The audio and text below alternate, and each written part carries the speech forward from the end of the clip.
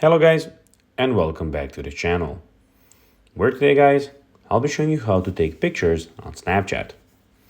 So guys, the first thing that you of course need to do is go to the Google Play Store or the App Store and download the Snapchat application. Now when you did that, you just need to go and log into your profile or register to Snapchat if you haven't already done that.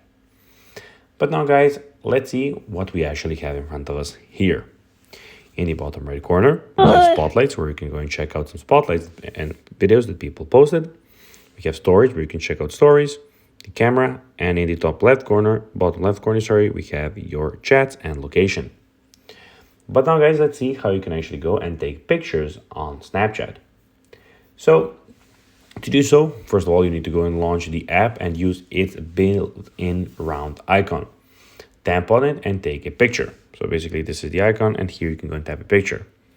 Use the volume down button, open the app and click on the volume down button and your picture will be captured. So that is another option how you can capture it by not clicking on the screen, but while clicking on the side of your phone. Tap the camera, which to toggle between selfie and photo mode. So you can go into selfie in the top right corner as you can see.